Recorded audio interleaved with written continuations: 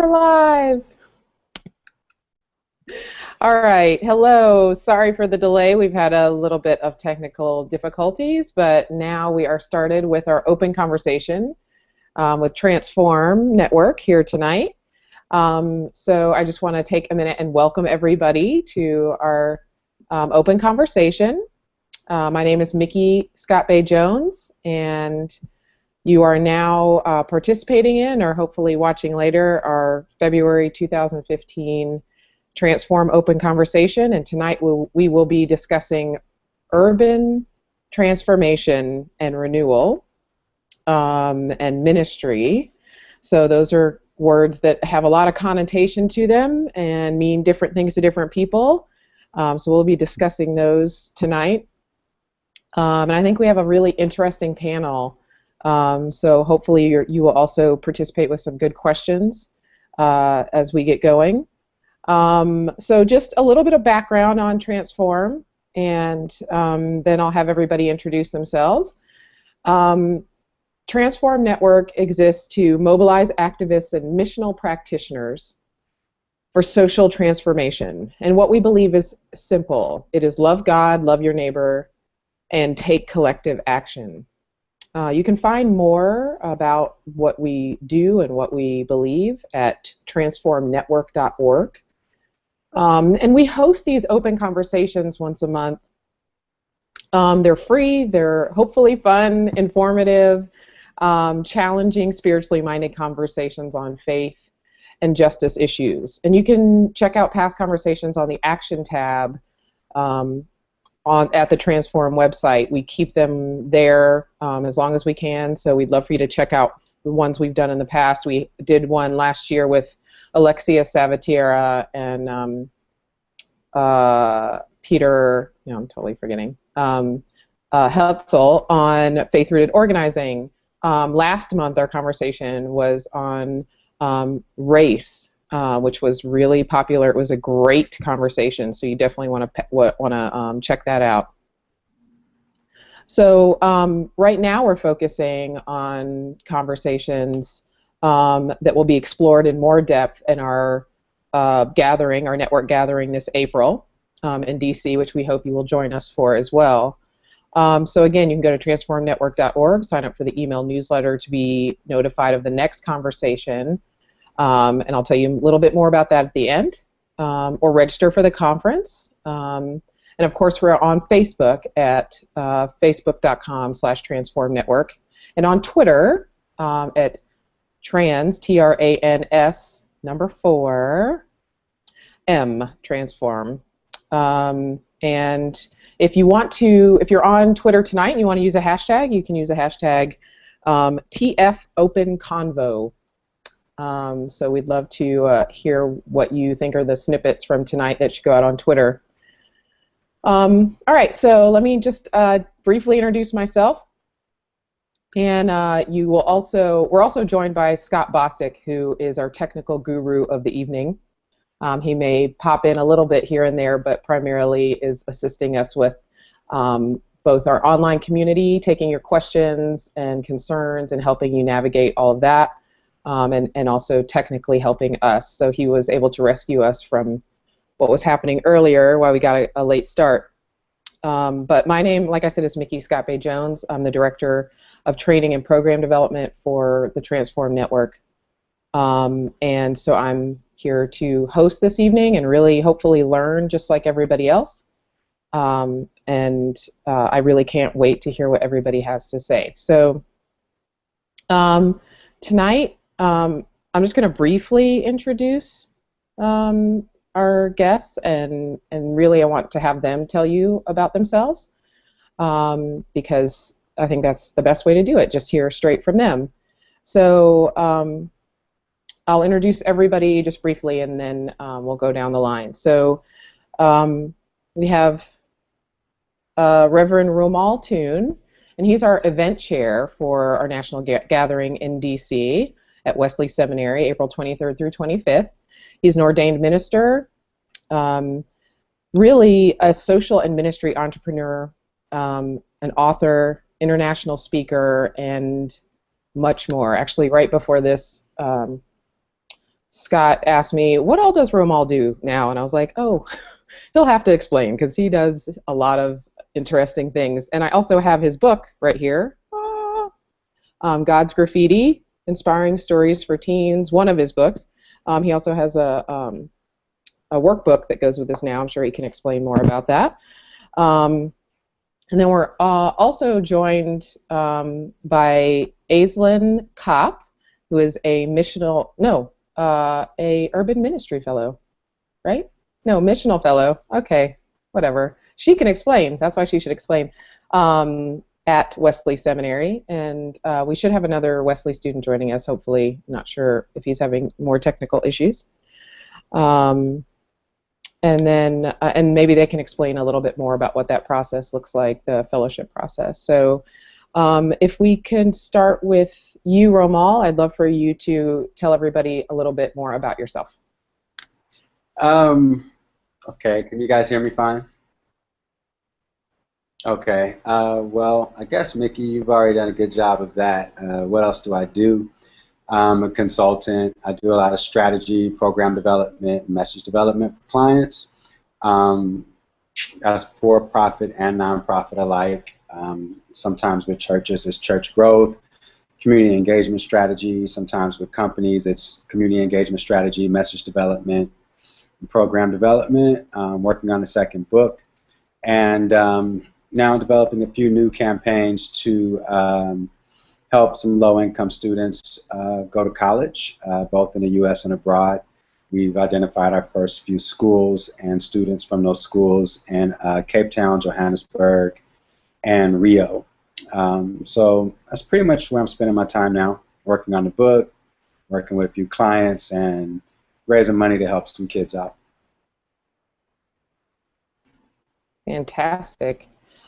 Your God's Graffiti was, of course, aimed at teens. But then I know you have people asking you questions about all aspects of ministry all the time. So are you going in a different direction for this next book? Yeah, going in a direction that actually God's Graffiti was intended for.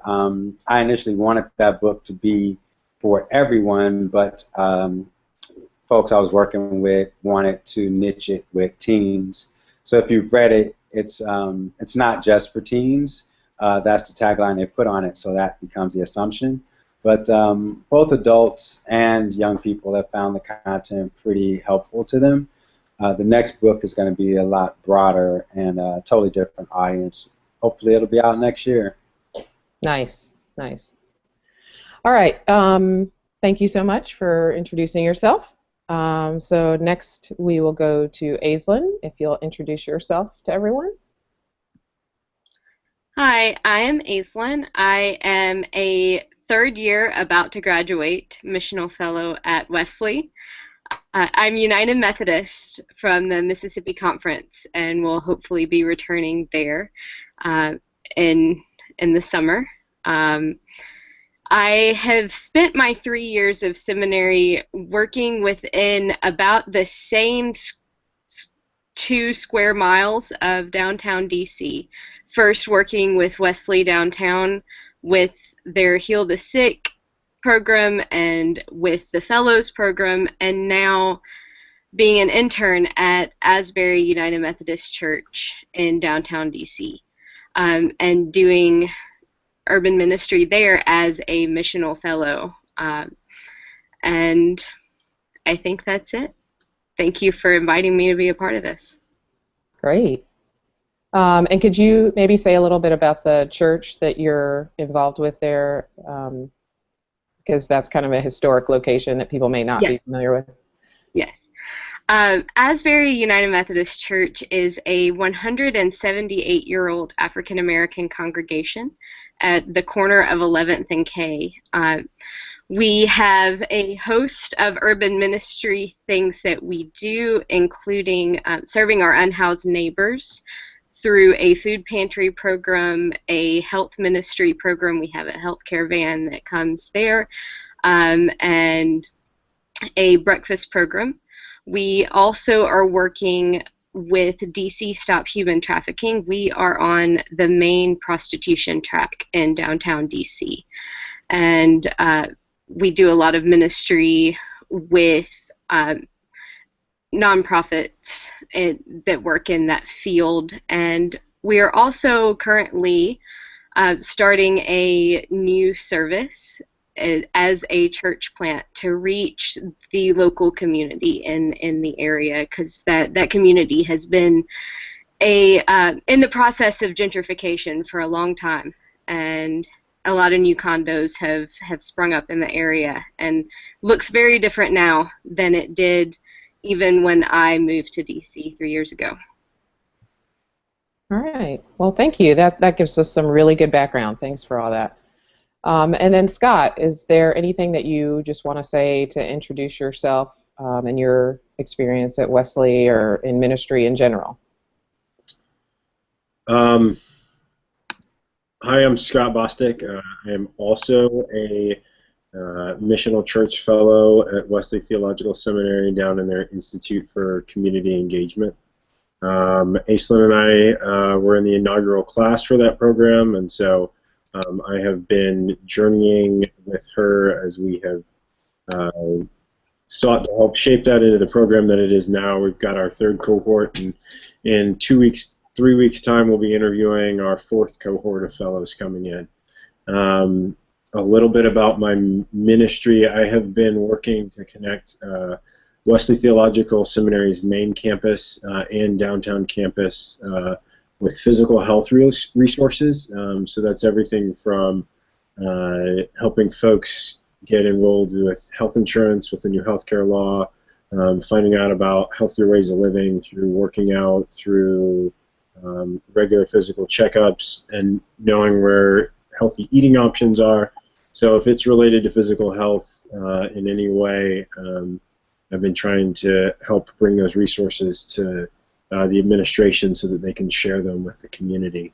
And then I will be around for one more year and seeking to do all I can to fill the big shoes that Aislinn Kopp is going to be vacating as she heads back down to Mississippi to bring the good news to the good, fine people of the state of Mississippi. Well, you can do it. We believe you can do it. Thank you, Scott, for that. All right, so I'm going to jump in. Oh, and we may, if his technical difficulties get worked out, we may be joined by another Wesley student, Kelvin Mulembe. So we will see if he is able to join. So that's the face you'll be seeing if he hops on here. Okay, so let's just get right into it with some questions, and then we'll see where the conversation leads us. So first off, let's just talk about what we mean by urban transformation or urban ministry. I feel like those terms have gotten so weighted down with you know, different meanings people have put on them. What do we mean when we say urban? What do we mean when we say transformation? Is that just another word for gentrification? Whether it's spiritual gentrification or physical gentrification, you know, what is actual urban ministry that is ministry that helps people? So I would love for you to open that up, Romal, because I know you've been all over the world, all over the United States. So you have and you have your own lived experience. So you have this broad picture of urban ministry throughout the world. So I'd love for you to open that up for us. Yeah, I think the idea of urban ministry definitely needs to be expanded because there's an assumption by some of us who have been doing this work for a while that urban ministry means ministry to the poor or people of color in urban context and high needs communities, right? But in many urban centers, they've gentrified, as was pointed out earlier, that neighborhoods that were once predominantly African American or predominantly Latino or whatever are gentrifying, and those communities have changed, and the people who were a part of that community have been moved to other parts of this of the city, which are typically more suburban now. But there's still ministry to be done in the city, the inner city, if you will, to not only the poor, but I believe that as cities gentrify, there's still a need to minister to people who are now moving in. I don't think it's right to just assume that we should only work with the poor in the inner city, but because that assumes that those with money don't have issues and concerns and don't need God as much. Whereas since we believe that God is not a respecter of persons, it has nothing to do with economic status or skin color. So the question then becomes for congregations who want to remain vibrant and relevant in the city that has changed is how do they make themselves present and relevant to the new dynamic that has presented itself in their context.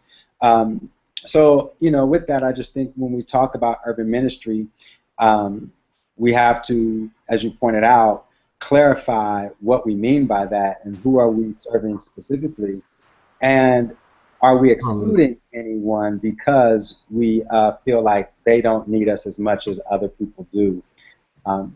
In other countries, it's the same thing. The gentrification in Brazil, you don't see it in Cape Town because there are no poor in the immediate Cape Town. They are bussed in to go to work and then they go back to their communities.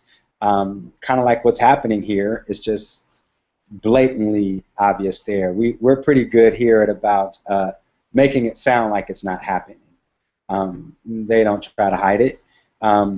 Saw the same thing in Rio and Cape Town and Joburg and other places where the face of the city is not the poor. It's actually people who have money, have jobs. And so the question becomes, how do we diversify what urban ministry means to us, and how do we seek to meet the needs of people beyond economic status? Okay, so so one of the things you're saying is realizing that urban context includes many different kinds of people versus just equating urban context to poor or urban to black or urban to Latino, Latina. Oh, did we lose Romal? No. Okay, Aislinn, I want you to build on that. I don't know if you remember the question, so I'll kind of say it again. What does urban ministry and urban transformation mean? Because, oh, there you are, Romal's back. Because, there's lots of different ideas and things and rolling around. So what does it mean for you? I think that I'm going to have to build off of what Romal said, because even at just what I was saying about our context at Asbury, we're seeing that urban ministry is not just services to certain groups of people, but it's the transformation of lives. It's not just economic transformation, but it's spiritual transformation. It's being able to meet people where they are and be able to understand that God is working in the lives of everyone around us. And urban ministry is being able to know that God is working and to be able to spiritually transform people as the church. All right, so again, kind of that looking at the broader picture of who is actually in front of you, whether they fit your kind of idea of what urban, what people in an urban setting should look like or be like, kind of broadening that definition to the actual people that happen to be in the area at that time. Yeah. So Kelvin was able to join us. Yay! Hi, Kelvin. So if you could start by introducing yourself briefly, and then you can launch right into what you see as urban ministry or urban transformation. Well, I apologize. I had some technical difficulties. Well, as you heard, my name is Kelvin Mulembe, and I'm a third-year Wesley student. Wesley Theological Seminary, and I'm in the Urban Fellows program. So that's briefly about what I'm doing right now. But I come from a background of human rights and social justice issues. I worked a lot with HIV/AIDS. I worked with children's rights, dealing with orphanages and children that had lost parents through HIV/AIDS. And I also worked with the UN, focusing more on integrating it, rights-based approaches to the way they deal with issues of HIV/AIDS. So that's pretty much the background. So the way I understand urban ministry, first of all, ministry itself is about service. Service that is faith-rooted as well as faith-informed. So it's not just doing stuff like the way secular social work is. There must be something that is motivating you to do that, and it has to be informed by the faith that you have. But again, when we look at the issue of urban, it has many connotations.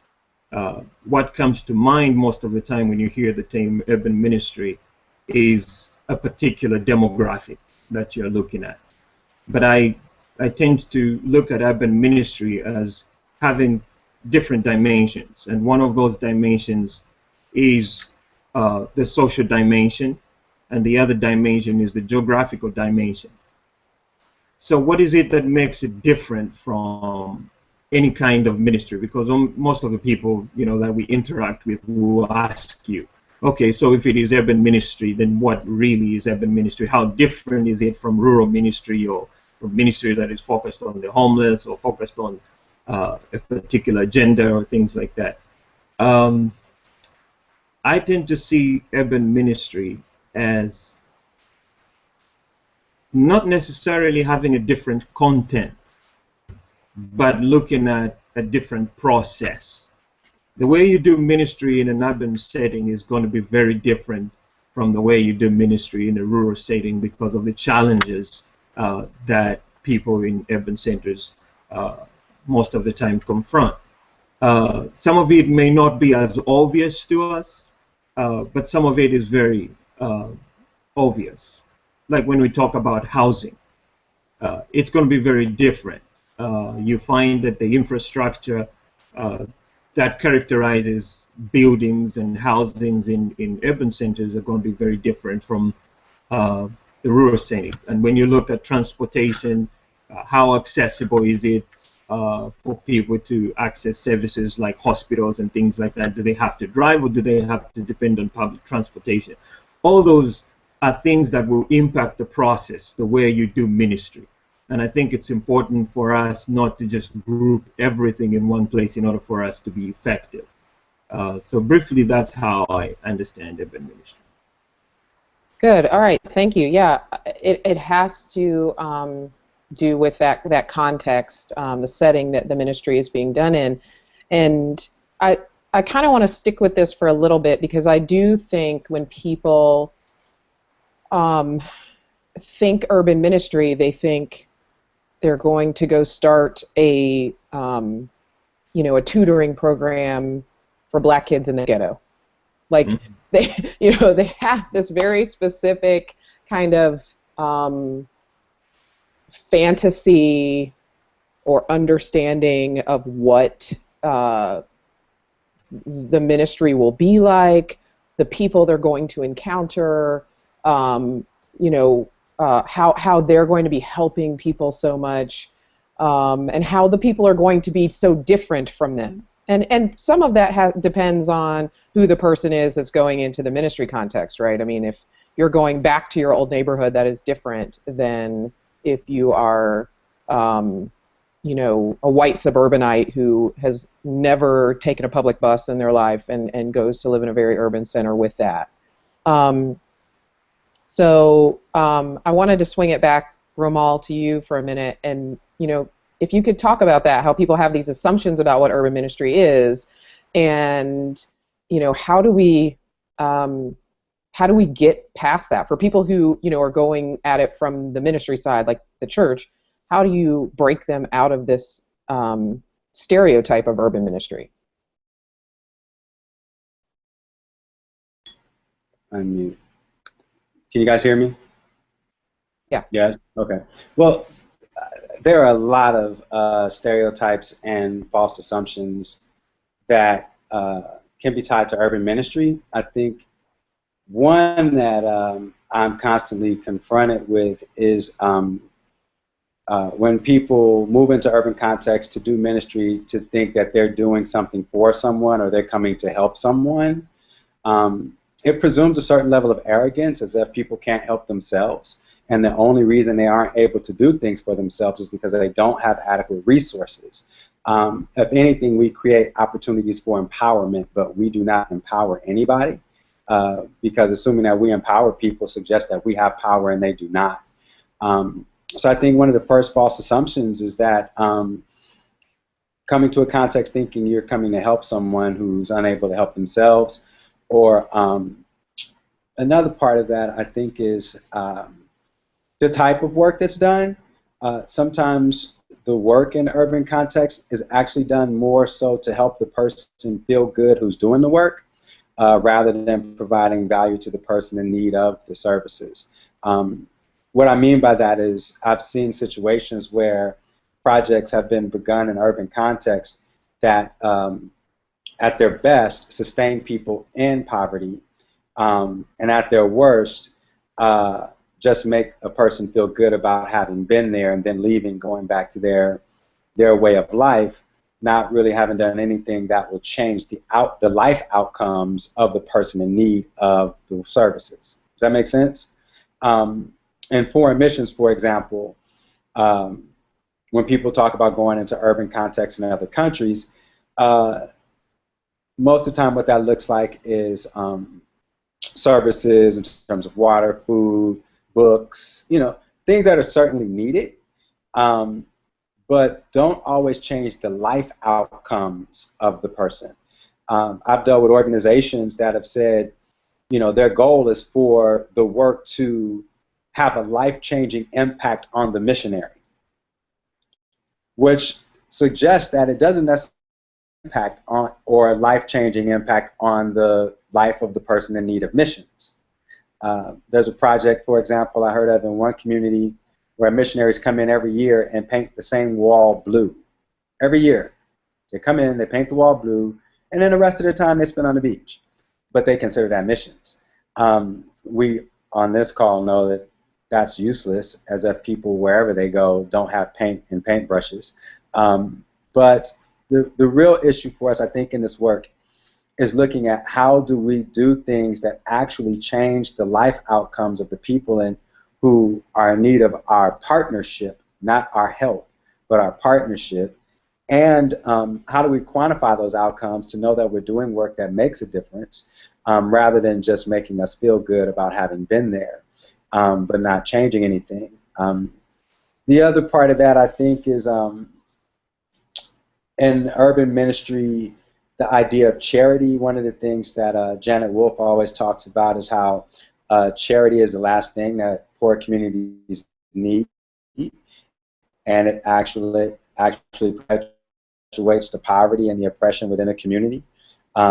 People don't. It's not so much that people don't need food and shelter and things of that sort. As someone who grew up poor and had to go get meals off the Meals for Wheels truck and had the bookmobile come through and all those things, they helped me out, but they definitely were not changing my life outcomes. So we have to look at how do we balance sustainability and transformation in urban context. But to a point that was made earlier, outside of meeting practical needs, what does urban ministry look like to the people who are not in need of those services, but are also still in need of a relationship with God through Christ?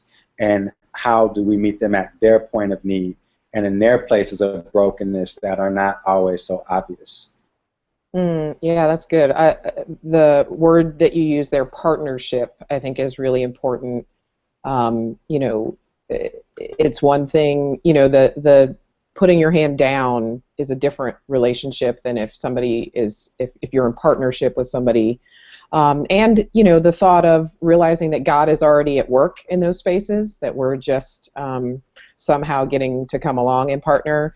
And you mentioned Janet Wolf, Dr. Janet Wolf, and she's, I think, a great example. Her work with the Children's Defense Fund, you know, she's just such a great example of somebody who gets that, who doesn't come in as the, you know, giver of all knowledge and things, but comes in as somebody with a desire to lift up the people that are already there, that are already doing the work. You know, if you come into a neighborhood and you want to work on food justice, well, you know, realize there's already probably some, you know, grandma in the neighborhood who's making sure some kids get some food. You know, there's already somebody there who's been doing the work, and maybe doesn't have all the resources you could bring in, you know, or doesn't have that the seminary training, but there is somebody in that neighborhood who already knows the people, who already loves the people, who already loves God, who is working on behalf of their community. So I think what you said is really important to notice that. All right. So, and then Aislinn, you had something about kind of broadening this understanding as well. Go ahead. Just from a seminary standpoint, I think part of breaking out of those stereotypes is doing a lot of background work and educating yourself, both in the ways that you do that, asset mapping, appreciative inquiry, but also educating yourself about the community, like what we were just talking about. You almost took the words right out of my mouth. And getting to know, not, well, I have this passion for starting a tutoring program, so I'm going to go to this place and start a tutoring program. That's not what needs to happen. What needs to happen is asking the question, what does this community need?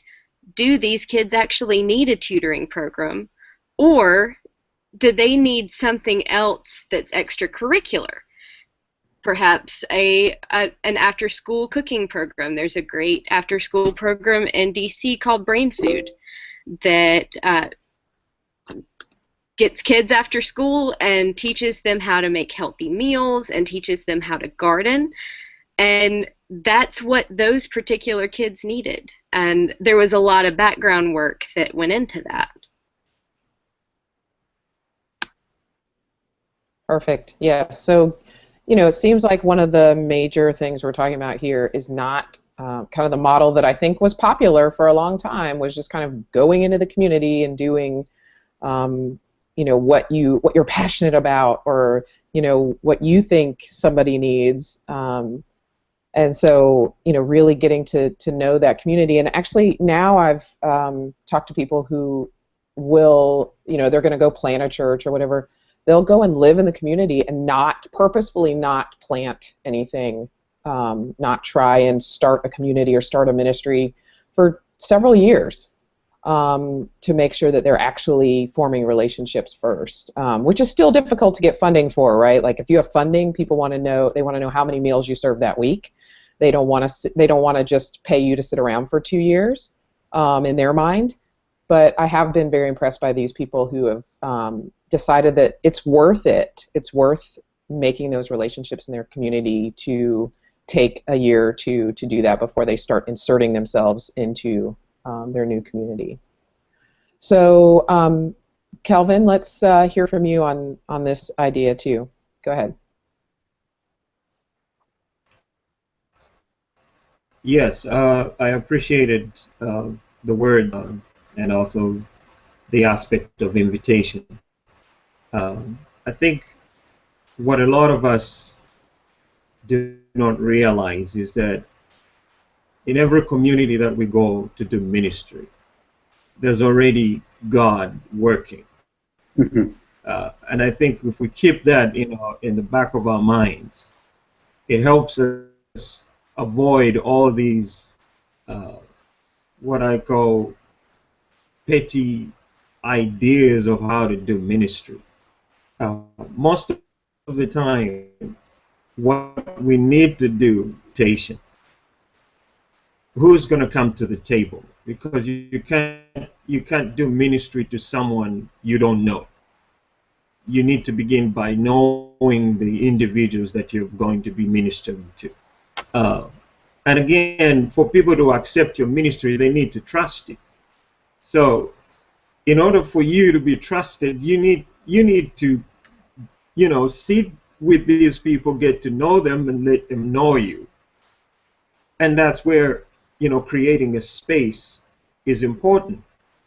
Whenever you're dealing with issues of community transformation, you're going to encounter challenges of story, because there is a story that people in that community carry, and a story that is told about them from the outsiders.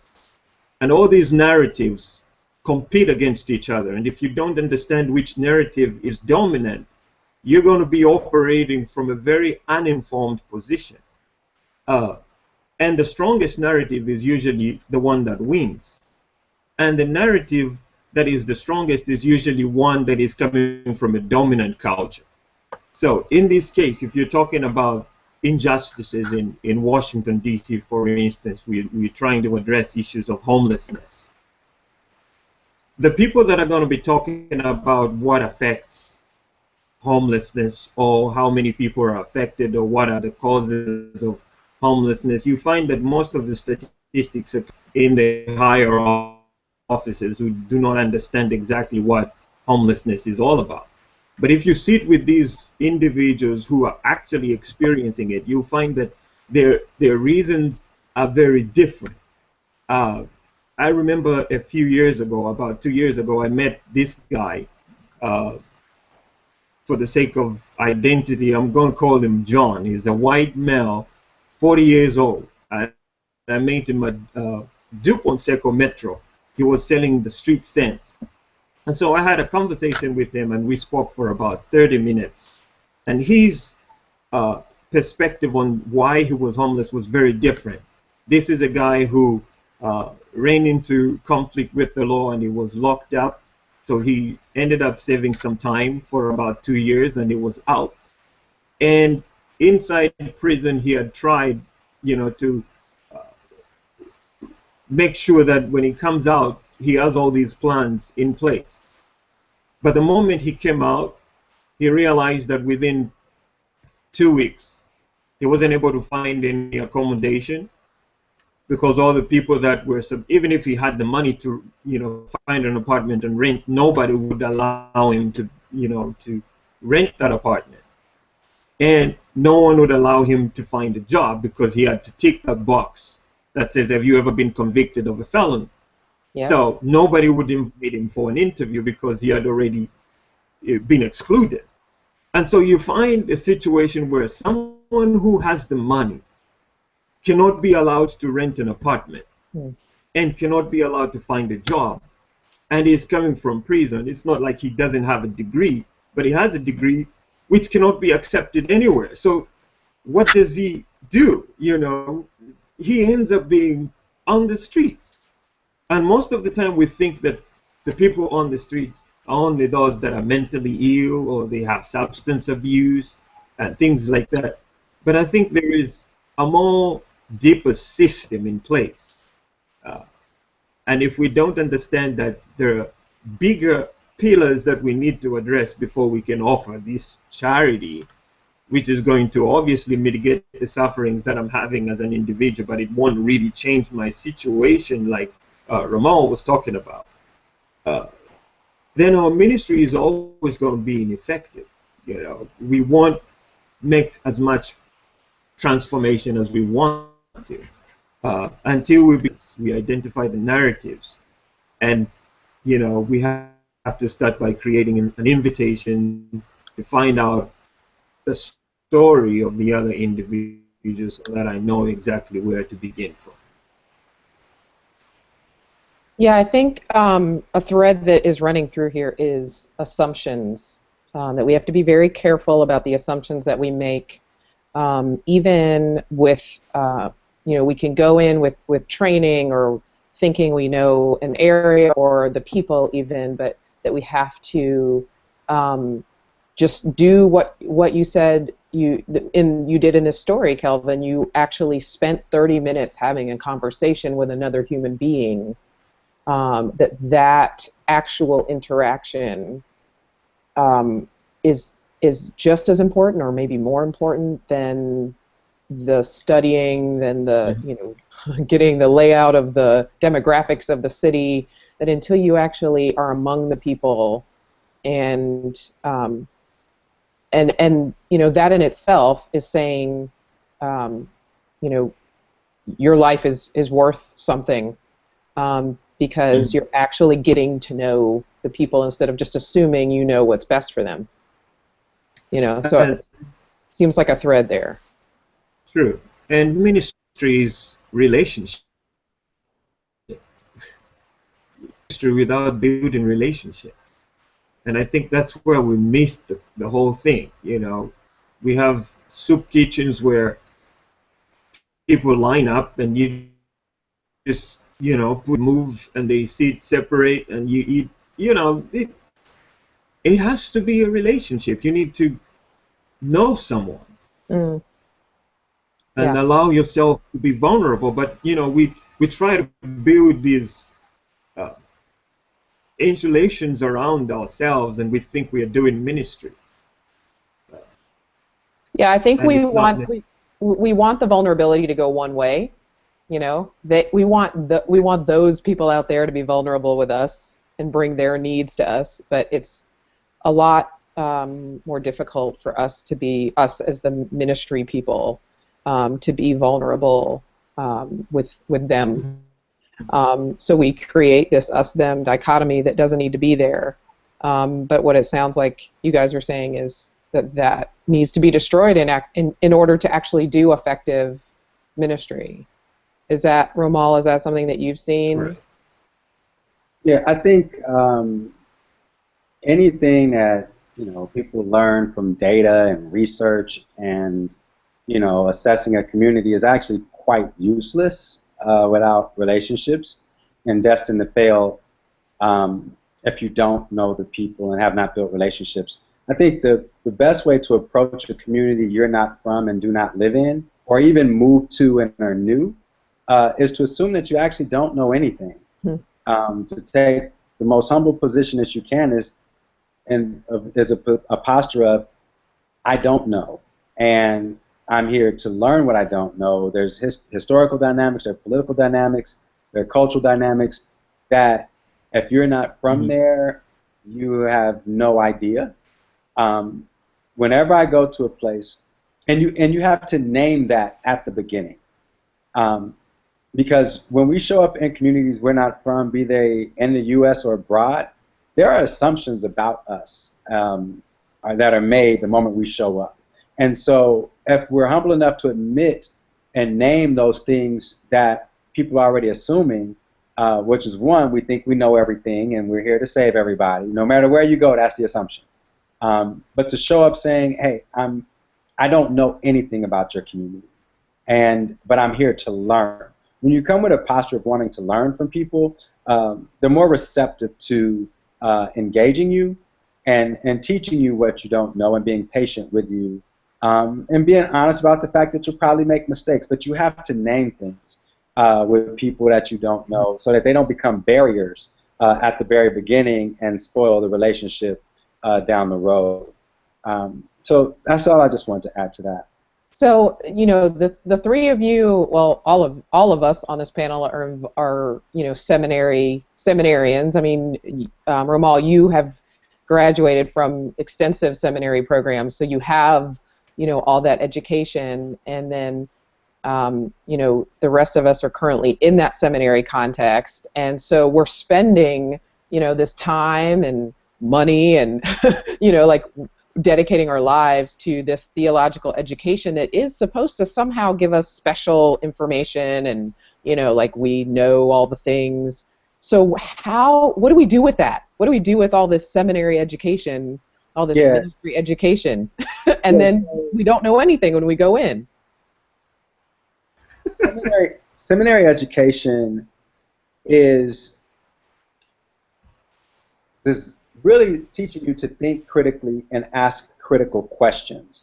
It's teaching you how to process information and how to think about God, ask hard questions, challenge your own assumptions and ideas about who God is and who you are in the world based on that relationship with God. It's not like basic training in the military that's preparing you to go to battle, right? It's because it's not that practical. But it does give you a different way of analyzing information, asking critical questions, challenging your own assumptions and preconceived notions about God, and how does God become real in the world to people. That's what seminary does for you. And in some ways, it strips away some of the false ideas we showed up in seminary with. And I think that that's the challenge that a lot of people have when they get in seminary, because it kind of takes everything that you thought you knew and said, yeah, you actually don't know a damn thing. And you haven't even thought about what you think you know, right? You haven't even asked yourself any real serious questions about why you believe what you believe. So when you embrace that process and you let it do what it's intended to do with you, which is to push you to think more critically and to be more broad and open-minded, you show up in places asking critical questions and being more open-minded and questioning how is God present here, and what is the manifestation of God here before I even showed up, as if to say, rather than assuming, oh, I'm bringing God with me to these people, right? Which is what some of us were doing before seminary. We thought we showed up with God, and God wasn't there before us. But seminary forces you to throw away those, get rid of that ignorance. Yeah, I mean, I brought God to my seminary. I don't know what you're talking about. No, that's good. So, Aislinn, what about you? Your thoughts on, what Romal was talking about balancing seminary education with, real world education. You move into that neighborhood, but how do you incorporate what you thought you got out of seminary with that? So I feel like both in my undergraduate background and in seminary, the kind of central theme is we're not teaching you what to think, we're teaching you how to think. And my first economics class in undergrad, my professor said, we're not here to teach you economics, we're here to teach you to think like an economist. And one of my first seminary classes, the great Dr. Carol Cookmore, said, your first year of seminary, we will rip out all of your embedded theology, and you will spend the next 3 years or more putting it back together. Yeah. And I think when we graduate seminary, we've acquired these tools to use.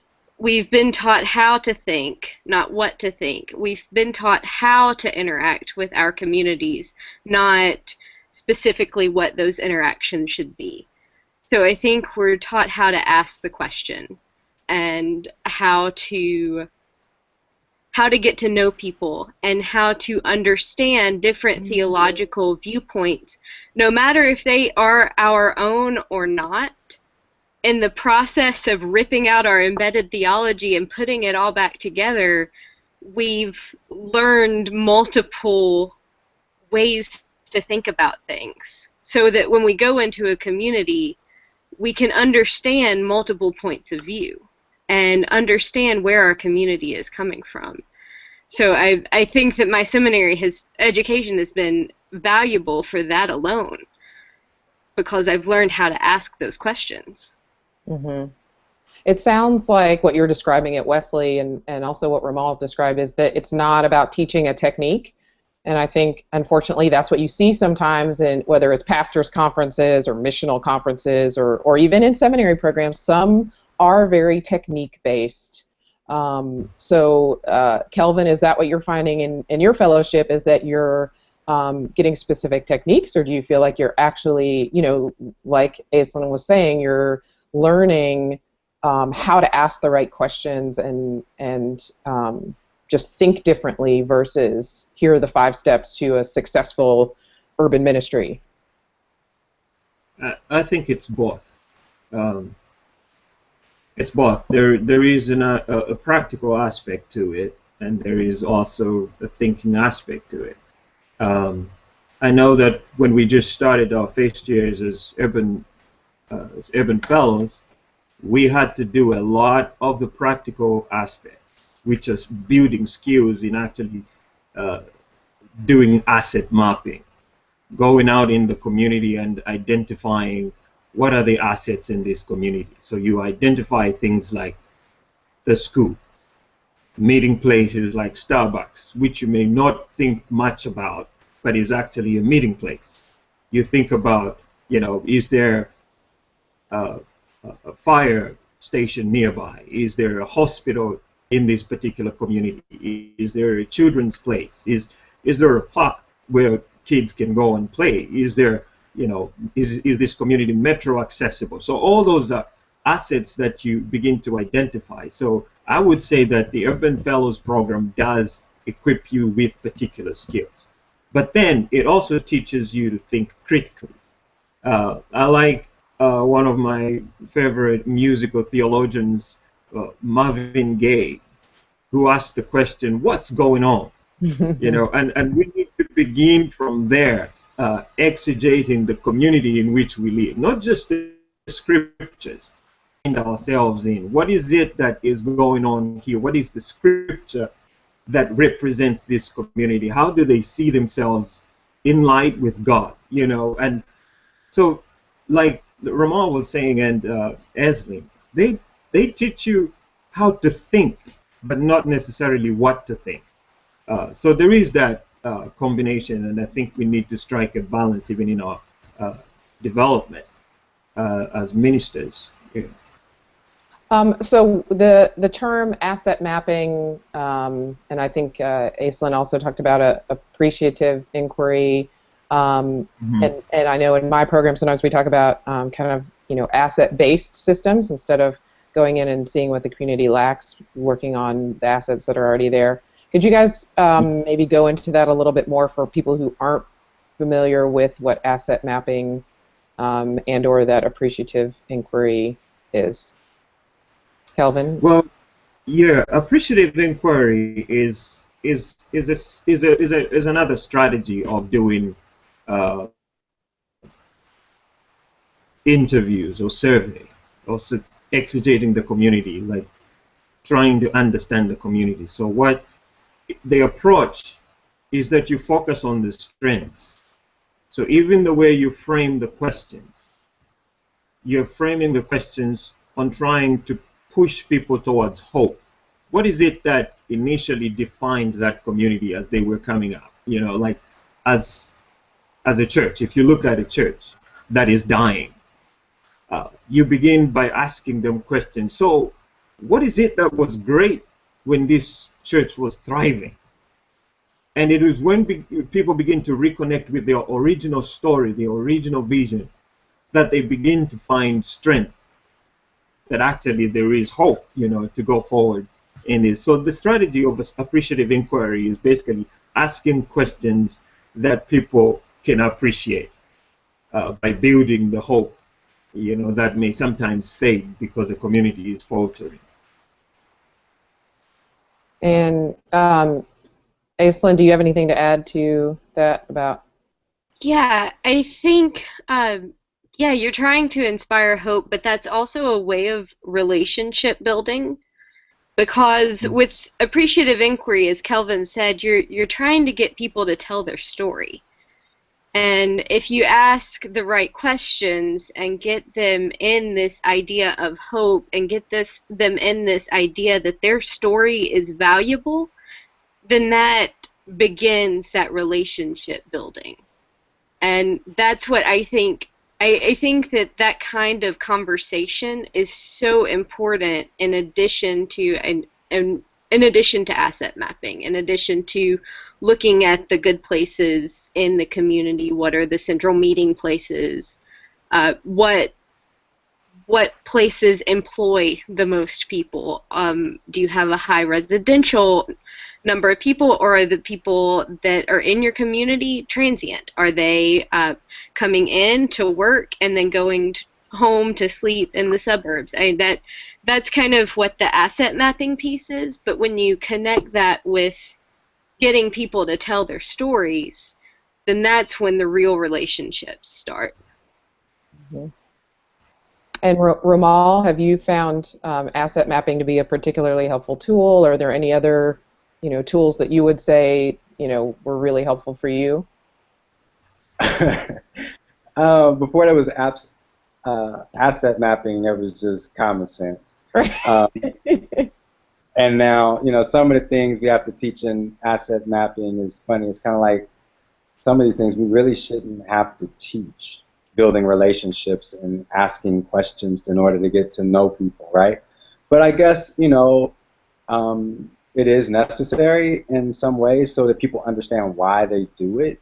For me, I don't, it's not about tools for me because it's just all about relationships. I do the work simply because I care about people. It's really that simple for me. I don't have to be taught how to care about people. I think some of the strategies are useful, but they're only useful after you started the process of actually building relationships with people because you genuinely care about them, not because you're trying to fix them, not because you're trying to help them, but just because you care about people and are genuinely invested in their lives and want to genuinely give an investment of yours. The whole idea of asking the right questions in order to build relationships with people is also the willingness to answer those same questions yourself. The level of transparency we bring to the table will determine how strong the relationship will be anyway. Anything other than that, it still allows us to operate from a position of power that's built on arrogance, which assumes that we are better or no better than the person we are engaging. And that we are protecting ourselves from being as vulnerable with them because we think that we, by doing so, are releasing our power and control over the situation.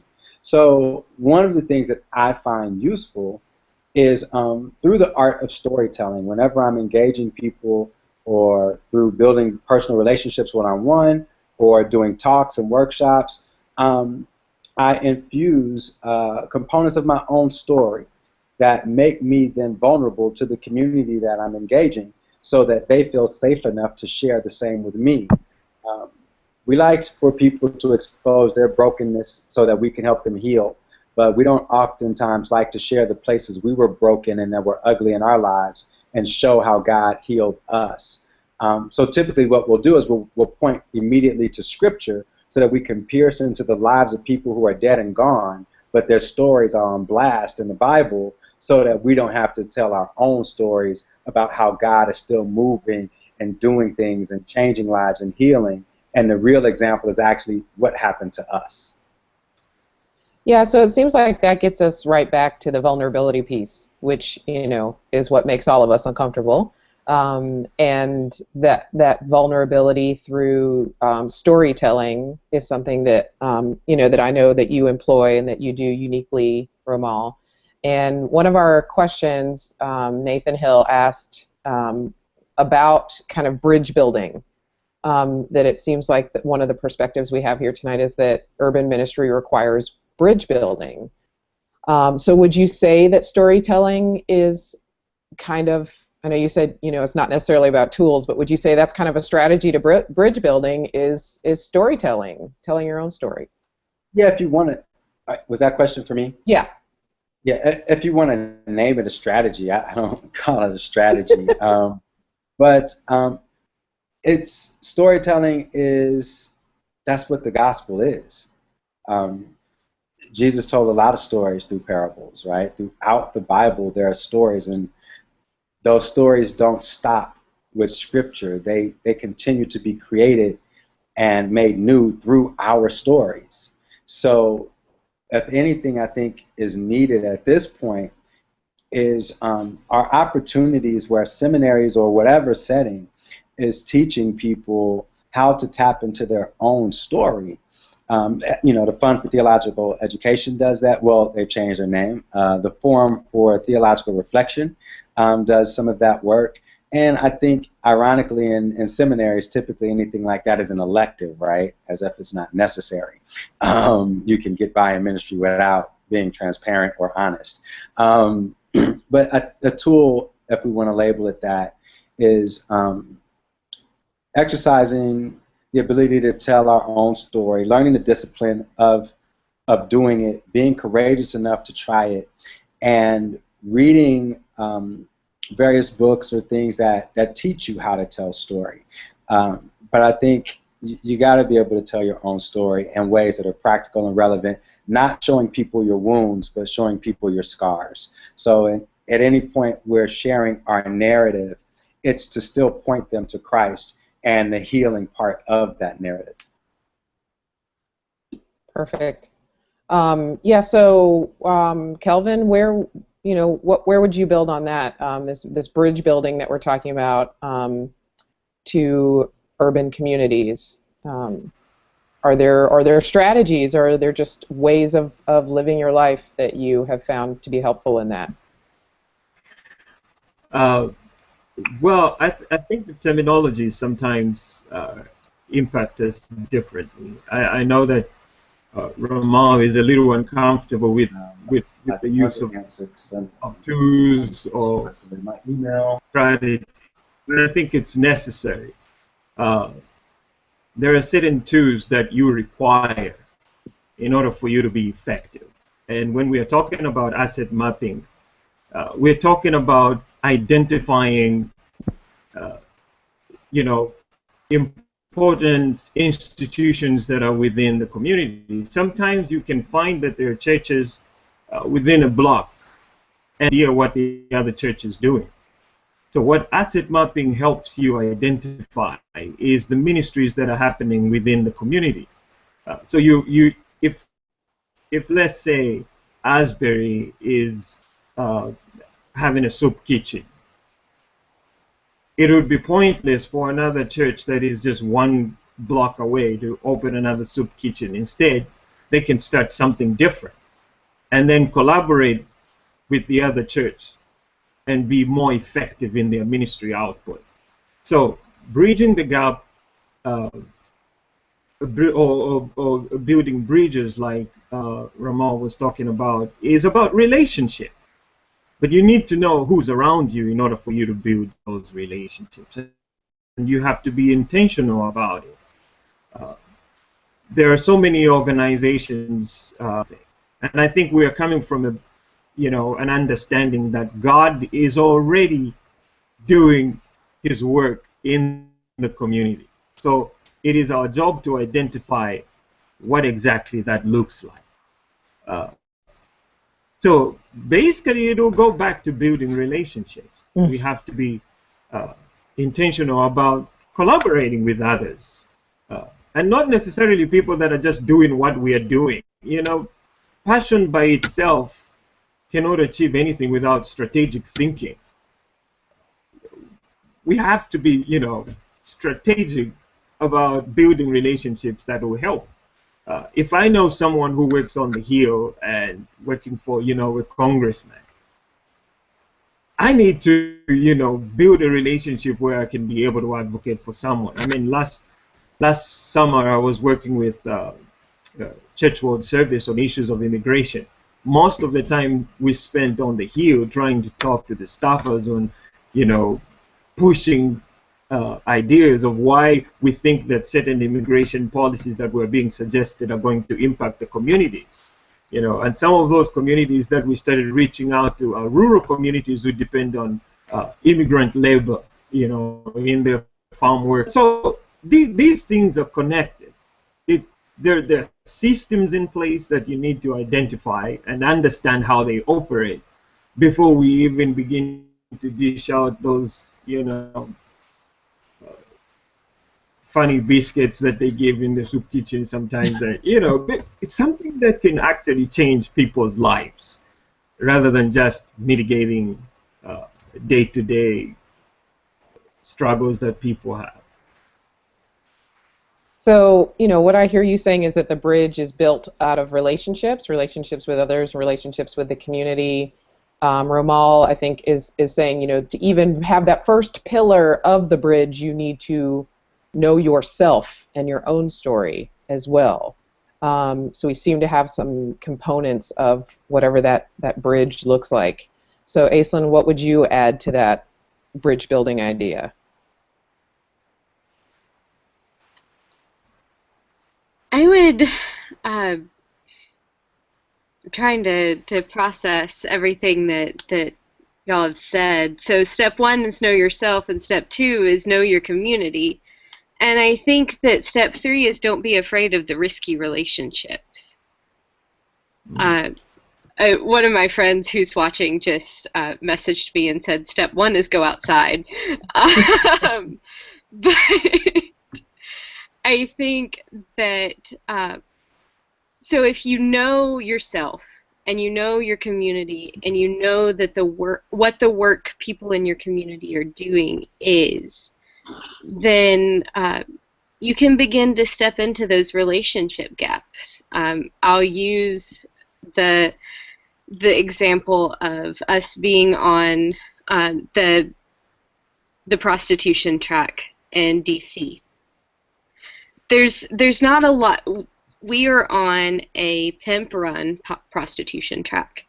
There's not a lot that we can do in building relationships with the girls.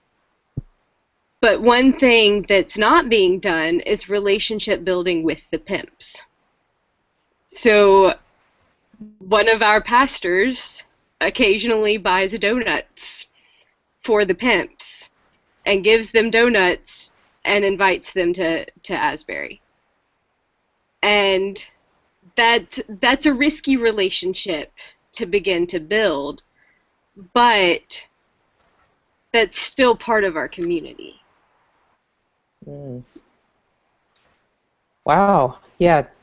I don't know if you'd get as much support if you put put that in the bulletin. Pimps and donuts on Thursday nights. Come on down. You may not get a lot of people who want to sign up for that ministry. Well, one of the things that I want to go back to is the story, Romal, that you shared about the people that go every year and paint the same wall. It kind of reminds me of a story that Richard Twiss would tell about, basically a talk that he gave where he was basically like, stop, don't come to the reservation and paint another church. Just don't even come. And his thing was, if you're gonna come for 3 to 5 years. Like, go ahead and say you're gonna be committed to this community. And I think part of the reason was in staying with a community, you understand those larger issues that a community deals with. And so we haven't really gotten into some of those larger issues, but I think we have to talk about systemic oppression because Kelvin's alluded to it some tonight, that there are these larger systemic issues that we have to know and understand that we aren't always prepared for in seminary. Some seminaries are doing a good job of that. Some conferences like Transform Network Gathering are starting to talk about them. But one of the ways we see that systemic oppression affecting urban places is gentrification, and it's overwhelming. It brings up shame and panic to talk about it, because I almost cringe now when I see a new, now all these churches are advertising on Facebook. So I see a new church in my area that's advertising on Facebook. I'm like, oh, let me go check that out. And it's an all-white staff that has moved into the inner city, and they're like, we're in the city for the people. And I'm like, and they're doing the same thing there's nothing different. They're just setting up shop. So how do we talk about these larger systemic issues in a real way, issues like gentrification and jobs and all kinds of things, so that we are really kind of housing goes with the gentrification. I don't understand how you can be for your community and you're going in and you're doing a missional church or you're whatever, but you're not helping to fight for reasonable housing in your community for the people that live there, for the people that lived there before you, who could afford to go in. Even myself, I go in as a middle-class black person. I'm going to go in and I'm going to be taking the housing that belonged to someone else, or I can move into a newer place that maybe somebody else can't. So kind of grappling both personally and ministry-wide with those larger systemic issues that we are going to play into one way or the other. How do we kind of begin to make sure that those systemic issues are part of our ministry and are not just set to the side? So let's go, Romal, to you first.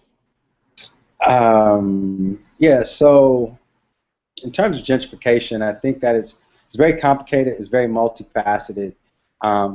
One, off the top, you can't talk about gentrification without talking about racism.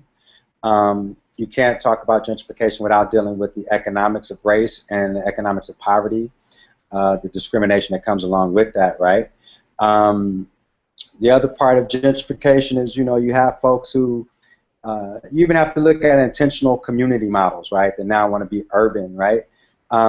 Not realizing that if you start a whole new intentional community full of white folks in the hood, the only thing you're intentional about is gentrification, because you're not mindful of the fact that when you show up, all of these goods and services start showing up because of you, not because of us.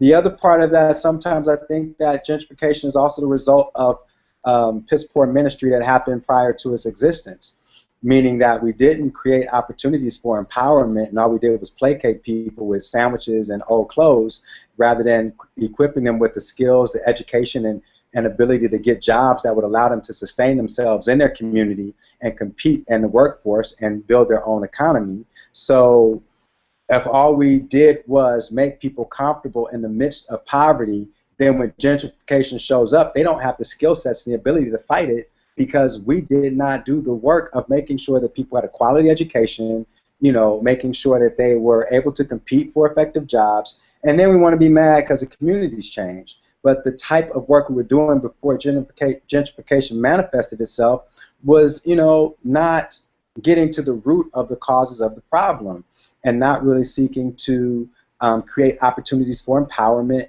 in the lives of the people that we were serving alongside.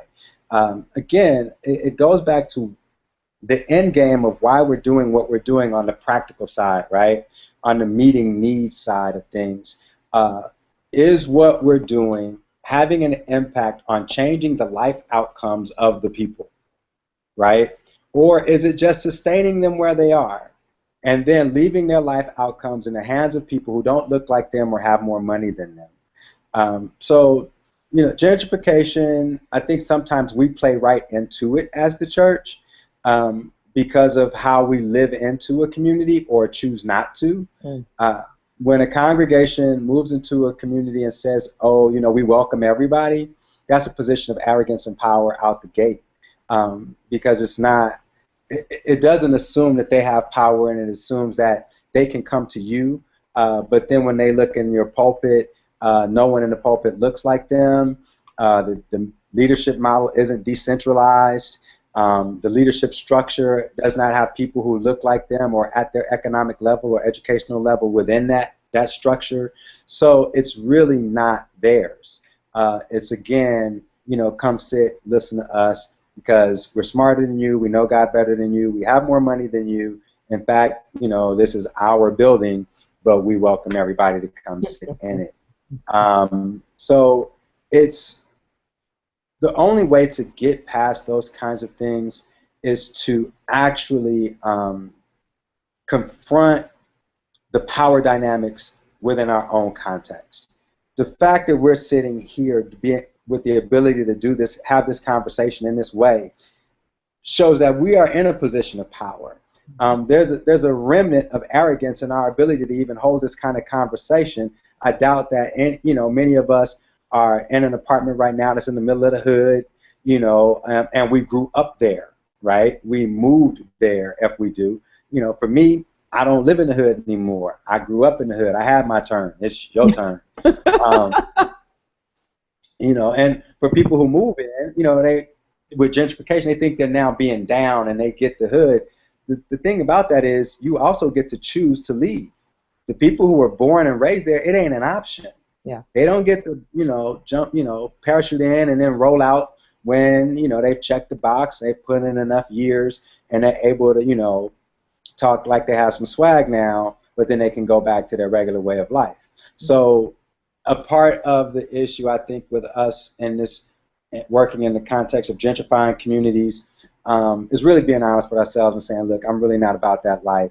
I want to get to know the people, build relationships with the people, and in whatever way I can be used by God to be of service, to create opportunities for empowerment and change the life outcomes of people, then God use me. But beyond that, I think we sometimes perpetuate the systemic oppression that exists in communities. Reach. That's what I'm talking about.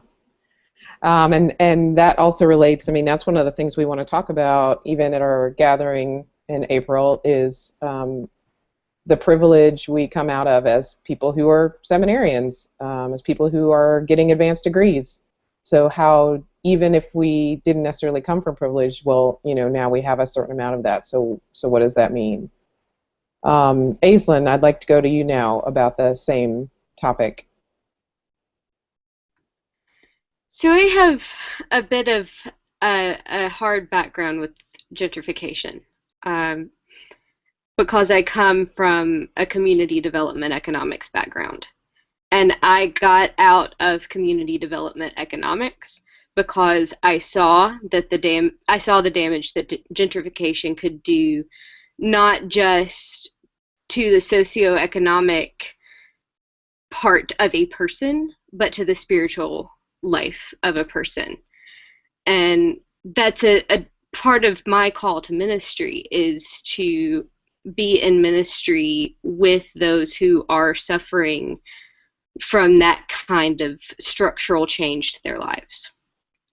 And so I think for me it is twofold. It's both caring spiritually for people displaced. So I am in a largely commuter church. I would say that 90% of our church lives outside of DC. And I am one of the closest people to the church. And I'm in Upper Northwest. So I think caring spiritually for those that have been displaced, and also still understanding what it means to have a church home in a different place from where you live. And then also participating in partnerships with nonprofits that are working in the places that your people care about. So in the DC area, WIN has been to bat for affordable housing for years. And that is their focus, and that is their focus again. So partnering with them in light of gentrification is important. WIN is the Washington Interfaith Network, and it's a interfaith group of it's all churches and houses of worship that work together for, it's usually one particular social cause at a time, and they gathered around affordable housing, and they're back in the realm of affordable housing. And so participating with groups like WIN is how we help to is how we be active in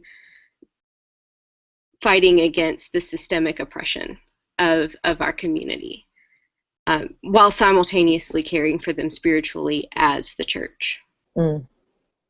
Yeah, I really, the more and more I see people in kind of that who don't come from that from an urban context going in, and I don't see how you can avoid the housing question. People, like, if your ministry, if your church is not actually trying to keep people in their homes and dealing with the housing question, I question the whole ministry. The other thing is raising up indigenous leadership. I see people who have planted these churches and maybe even multiplied churches, and it still looks the same as when they went in. They went in with a crew of 5 white guys, and 5 years later it's the same. They just keep raising up more white guys, and I'm like, there's no one in the neighborhood who's qualified to become a leader. I do not understand how people from the neighborhood aren't becoming leaders in your program, in your church. There's a disconnect there. How can the relationships be that deep if there's no one from the community now involved? So Kelvin, if you could speak to that as well.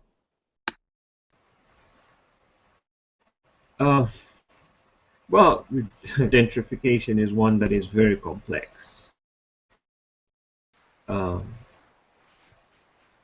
But we have to confront it because it in fact negatively impacts communities.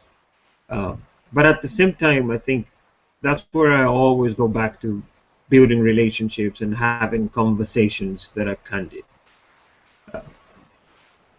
One thing we shouldn't forget is that gentrification has also, like community development brings in certain benefits. It improves the housing environment, the housing infrastructure, and also the surrounding amenities, that are made available to those undergoing development or redevelopment. But at the same time, it's very difficult to strike a balance. Like the community in which I live. I live in Brookland near the Catholic University. That community is completely different, and it's changing every time. Like there are housing, units that are coming up almost in every direction, and people are being forced out because the prices of those rentals are going higher.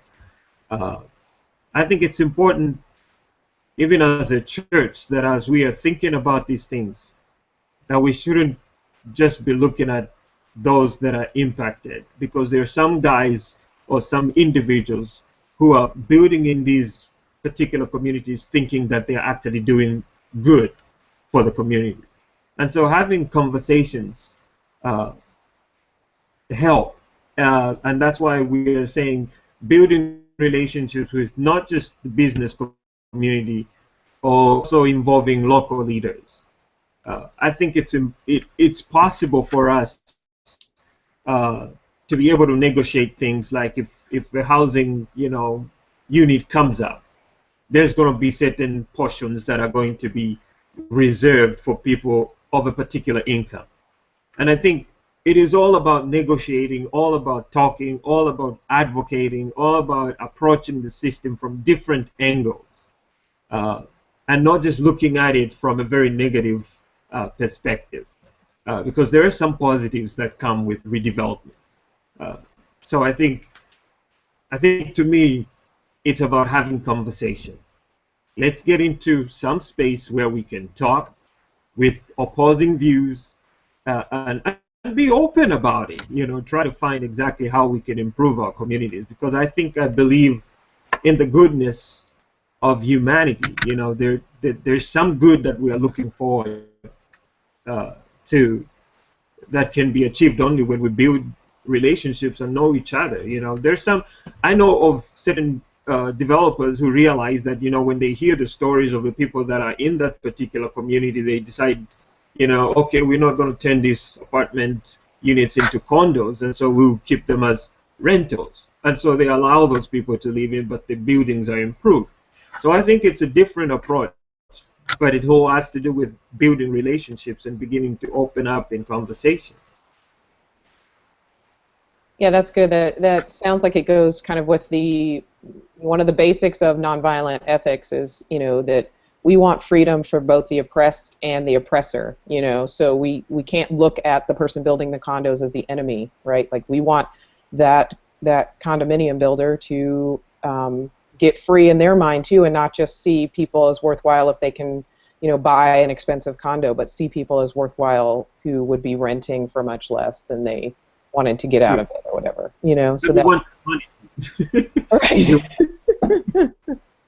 So we do need to wrap up. I know we got a late start, but we're still kind of, you know, going a little long. So I appreciate what you said about not just looking at the negative, Kelvin. So I wanted to give you guys the opportunity to wrap it up with what it is that inspires you about urban ministry, or a beautiful part of urban ministry and transformation for you. You know, just what it is that lights your fire about this, or that keeps you going, whether that's a specific story or just something in general that keeps you focused. Romal, can we start with you? Yeah, I'm sorry. I tried to send a message saying I got to jump off. I had to get on another call. I'm late for it, but you know, in terms of the positive side of this work for me, I didn't choose this work; it chose me. It's not a job to me. It's a calling. It is my life's work, and I love what I do. I live it, I think it, I breathe it, I dream it. And what I mean by what I do is I love being able to engage people and help them change their lives. Help walk alongside them to believe that their tomorrow is greater than their today. And help, and then provide them with the resources and tools to do it. Right? I don't believe in a lot of ear hustling people and inspiration without practical implementation, right? And as much as I seek to inspire, I seek to equip and then provide whatever resources I can. And I love doing it. I think for the kind of work that we do in urban context, at the end of the day, it's about love. Because at the end of the day, that's what the gospel is about. God so loved the world. And that's what we're called to do. And the manifestation of that love looks different at different times, and it's manifested in different ways. And so we have to, this work teaches us how to love ourselves and then reciprocate and show people the love of God. And that is a constant evolving process of us getting to know who we are and who we are becoming, because it does not yet appear, right? So as we are becoming, we walk alongside other people who are also becoming, and we love them on that journey. And that should excite all of us, because it's a constant reminder every day that we're not alone, and that we are moving towards something that's bigger than us, just greater than us. And you know, that's what keeps me going every day. Yay. Oh, that's wonderful. That is why Romal Toon is all over the world speaking and doing workshops, because he inspires people like that. Do you have to head out, Romal? Yeah, I got to roll out. My pastor's on the line waiting. All right. Thank you so much for joining us. Look forward to seeing you guys soon. Bye. So this is Romal's book. You can get it anywhere books are sold. Again, it's called God's Graffiti, Inspiring Stories for Teens by Romal Toon. And you can also check out his blog and his website and Facebook page. So I would love then now to go to you, Kelvin, about something that keeps you going about this urban ministry work, a beautiful part of it for you. What would you say? I think to me what inspires me is believing and coming from an understanding that God is already doing something, and so my job is just to connect myself to what God is already doing, and I get inspired whenever I see lives being changed. And not only that, when I see a life change, it also changes me in a particular way that keeps me keeps me going on. Trusting in the goodness of not only God but people as well. and also just hearing stories from different individuals that have oftentimes overcome so many obstacles in their lives, and even if they are struggling right now, but there's so many things that we learn from them as you begin to listen to these stories.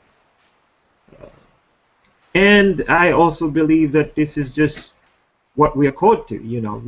It's ministry. It energizes you. It connects you with God, your Creator. I don't know anything else that that would make sense. I do believe that faith works, not only in producing certain things, but also in that we should be action-oriented. Yeah. I think that's good. Yeah, that it's not just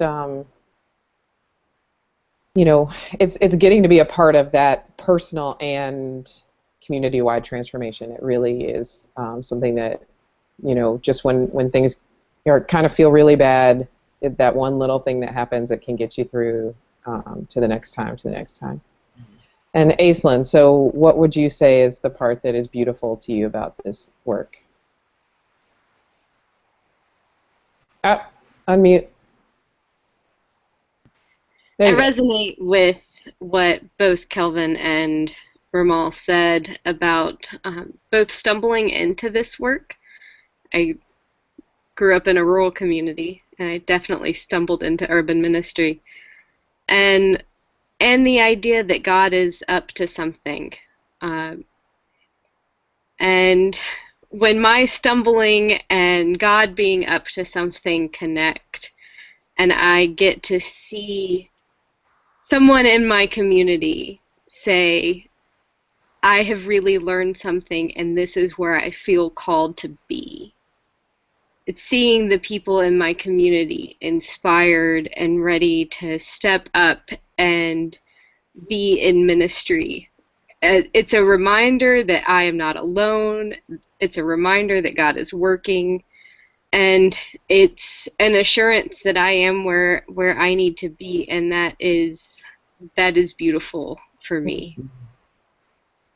Thank you. Yeah, that's so good. I think one of the things that appeals to me about urban ministry, I'm not currently in that context, but for me, one of the things that I think about is people that do come from different backgrounds, different socioeconomic groups, being able to meet in one place and decide to stay in there together and work together, versus kind of pulling out, we're going to live in our little silo and we're going to live in our little silo. But people of different backgrounds and languages and places, that's kind of what you get in metropolitan areas. You get people of different kinds, and if through faith we can end up fashioning a life together, I think that's a really exciting idea, and it gets us a little bit closer to this idea of shalom. So I think that's maybe the hope of ministry in an urban context, is that we can get a little bit closer to this mutuality of peace and love and justice that is encompassed in shalom. So I just want to say thank you for being here tonight and for discussing this amazing, challenging, complicated topic. And it's just a little bit of what we're going to be able to discuss together and do together at our gathering at Wesley Seminary in DC, April 23rd through 25th. So I hope everyone will try to join us for that. Remember, you can still get tickets for $149 to that gathering, to the Transform Network gathering in April, through the end of February. So just a few more days, 3 more days, and then ticket prices go up again. We have amazing speakers, including Romal Toon, who is with us tonight. We are going to have special sessions for seminarians, so if you're a seminarian, you'll want to get on those too. But also the Reverend William Barber, Lisa Sharon Harper, Dr. Doug Poe was supposed to be with us tonight but couldn't be at the last minute. Reverend Joe Daniels, Adam Bucco, Alexia Savatiera, many, many more. We do have volunteer tickets available. We have group tickets available, student rates. So if you need any information about kind of those special rates, just email us at info@transformnetwork.org. If you have any questions, of course, you can do that, but you can go straight to the website of transformnetwork.org and get more information about our gathering. Also, our next open conversation is not too far away. It's March 11th, and same time, same format on YouTube. The topic will be contemplative action, so it'll be a little different. And we will update you with all of the people who will be participating in that when we announce it on Facebook. And this conversation that we had tonight will be available on the Transform Network website. It'll also be on our Facebook page. So make sure you go to transformnetwork.org to sign up for the email newsletter and to get more information about what we're doing. Share this video with your faith-rooted organizers in your life, your pastors, all of that. So thank you again to all of our great panelists, to everyone who was on the YouTube chat, to Scott, our technical guru. He learned how to work the internet. Just kidding. Scott knows how to work the internet. So thank you. Good night. See you next thank time. You very much for the opportunity. We enjoyed it. Yay. Thank you.